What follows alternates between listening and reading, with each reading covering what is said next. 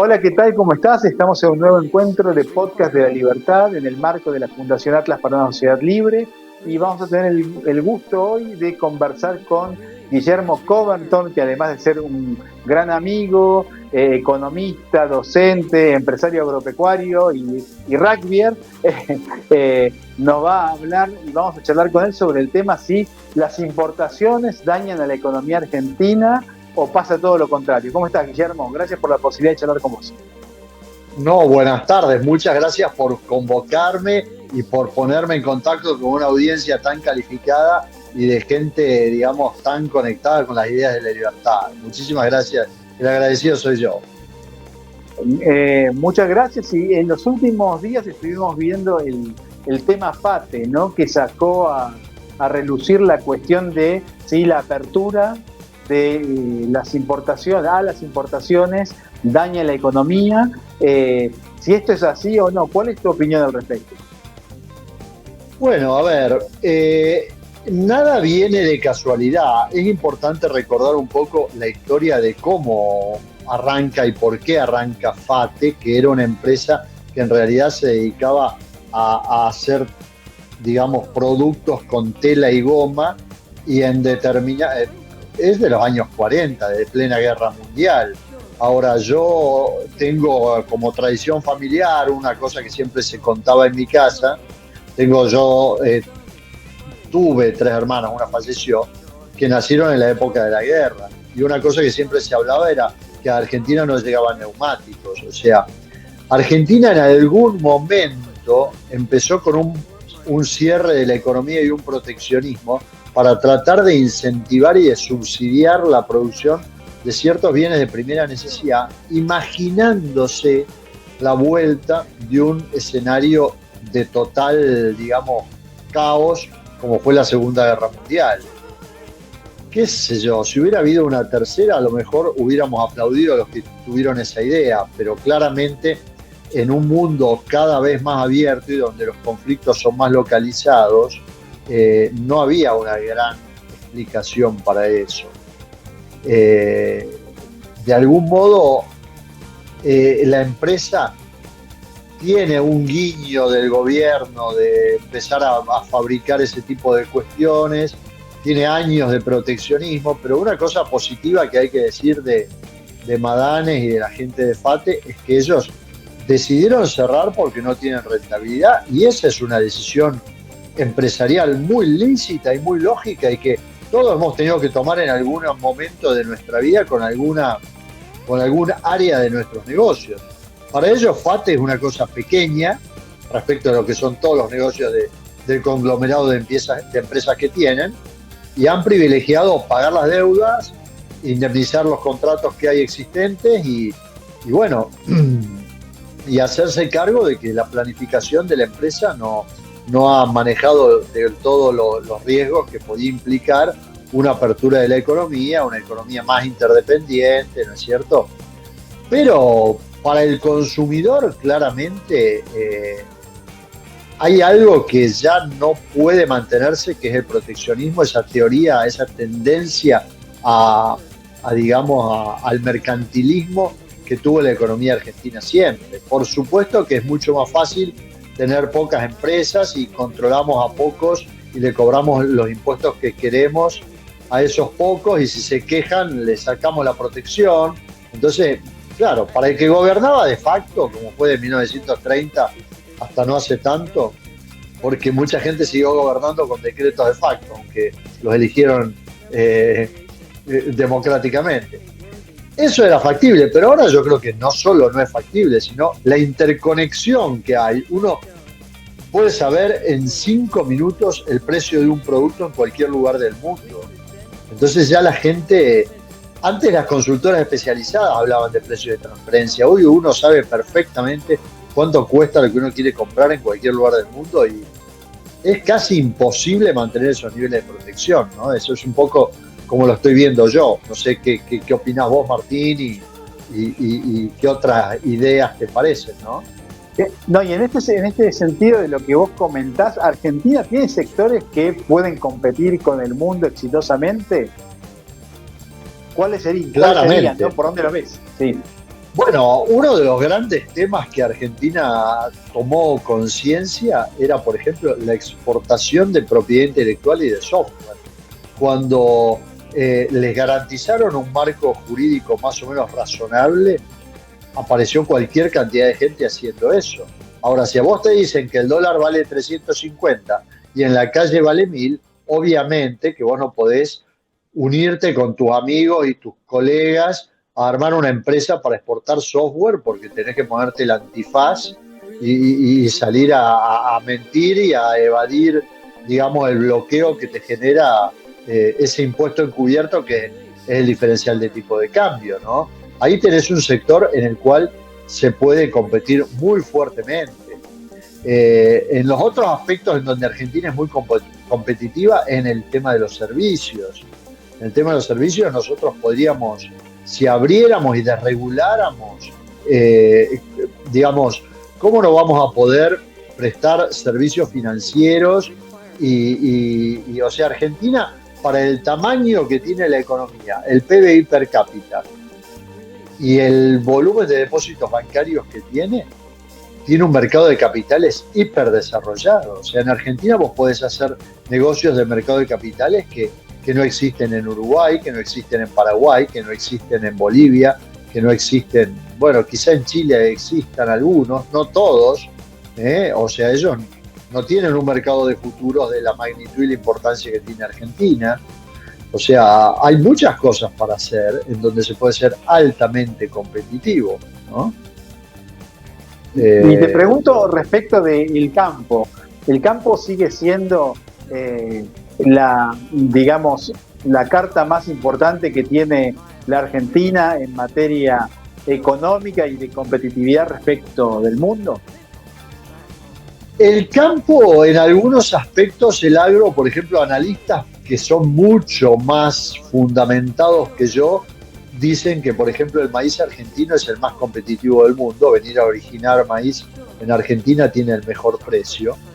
Hay actividades que sí, pero no tenemos que olvidarnos de que el agro es un sector que factura poco respecto de la inversión de capital que requiere. Su crecimiento es lento, su ciclo es larguísimo, entonces no siempre vamos a tener como el gran dinamista, el gran, digamos, dinamizador de la economía. La dinámica no va a estar siempre en el agro. Yo creo que hay sectores como los sectores financieros, de servicios, los sectores de seguros. ¿Cómo no vamos a poder tener compañías de seguros competitivas y que presten servicios a todos lados si tenemos, o sea, capacidad es lo que sobra, capacidad técnica es lo que sobra? O sea, la gente que quiere estudiar la carrera de actuario en Chile, en Bolivia, en Paraguay, viene a la Argentina a estudiar. Yo tengo un compañero de estudios que arrancó y terminó conmigo, que luego hizo la carrera de actuario y hoy es el actuario de una compañía de seguros. ¿Cómo ellos no van a poder, proponernos contratos de seguro convenientes? Ahí hay un problema fiscal, de impuestos, de carga fiscal, bueno, y de estabilidad de la moneda, por supuesto, pero solucionando eso, yo creo que no tenemos ninguna limitante para prestar ese tipo de servicios a otros países, ¿no? Hay otros sectores absolutamente desaprovechados que requerirían de estabilidad monetaria y tasas de interés razonable a mediano plazo, como puede ser, por ejemplo, hablando de una actividad primaria similar al agro.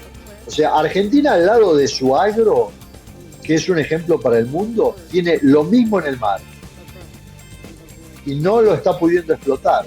O sea, nosotros podíamos extraer de la plataforma continental argentina, que ahora gracias a gestiones que se han hecho es reconocido las 200 millas, ¿no es cierto? Esto es una gestión que antes, digamos, gobiernos anteriores no se habían preocupado y esto se ha logrado en las últimas décadas, ¿no es cierto?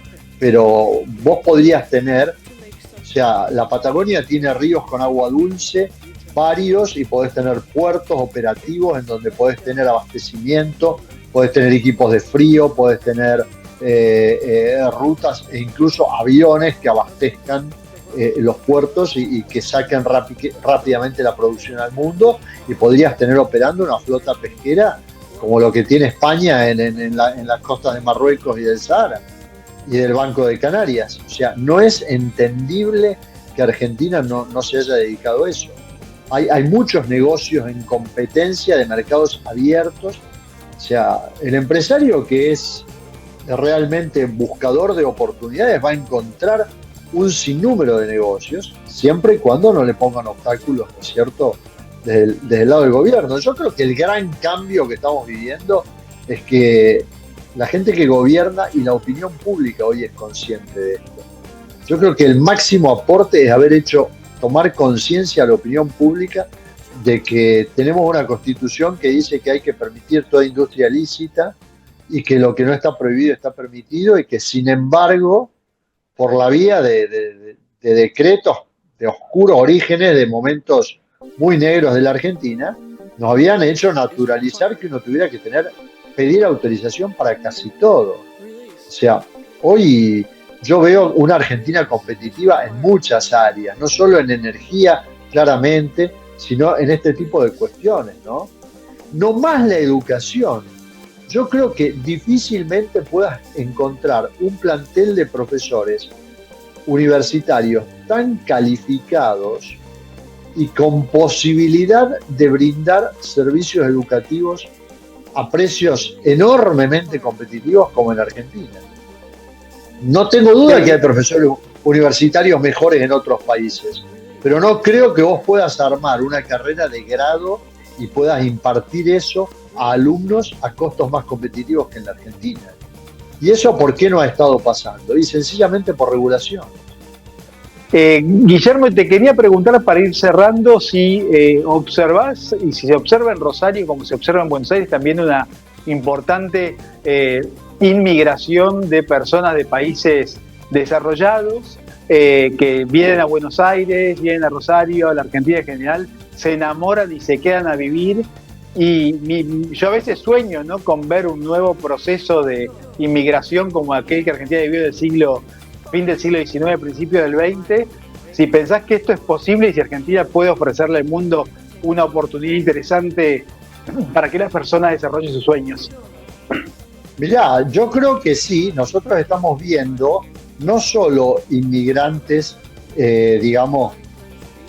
personas extranjeras que vienen con ideas de montar negocios. También nos da la impresión de que Argentina se ha puesto muy atractiva por algunas cuestiones, como por ejemplo que te encontrás con argentinos que hace 20, 25 años que vivían en el exterior y tenían su actividad allá, y vienen acá y quieren emprender acá en Argentina. Además, como otro capítulo, como digamos, voy a abrir una sucursal de mi empresa y la voy a abrir en mi país de origen. Esto no se veía hace décadas, que la gente volviera. A mí me pasó un caso particular de un amigo histórico que había estado 20 años en Estados Unidos y no solo vendió su empresa en Estados Unidos, sino que me dijo: yo voy a invertir todo en Argentina porque como ciudadano americano que también soy, me conviene fiscalmente volver a la Argentina. Te encontrás con esas cosas. También empiezan a aparecer una migración, digamos, de inmigrantes, personas que uno no esperaba. Países como India, que hoy son enormemente prósperos y enormemente complementarios con el nuestro, tienen empresarios que no hay en Inglaterra, porque si vos te pones a ver, los empresarios más ricos de Inglaterra muchas veces son gente de India, ¿no? Y esa gente está mirando a la Argentina y está queriendo venir a invertir. A nosotros nos aparecen consultas de empresarios de países que no eran habituales, países como Taiwán, países como, también Israel, ¿no? Bueno, Israel no sería novedoso porque Israel siempre ha tenido una migración, pero por circunstancias que no son las de ahora. Los que quieren venir de Israel ahora son empresarios de enorme peso. O sea, esas cosas te muestran para mí un cambio de clima, ¿no? Guillermo, muchísimas gracias por esta posibilidad de charlar con vos sobre estos temas tan importantes de libre cambio, proteccionismo, pero también de las perspectivas de Argentina, las oportunidades en un mundo tan cambiante y con una productividad incremental de forma exponencial, ¿no? Como el que estamos viendo en estos momentos. Muchas gracias. No, un gusto. Muchas gracias a vos, Martín. Un abrazo. Un abrazo, gracias.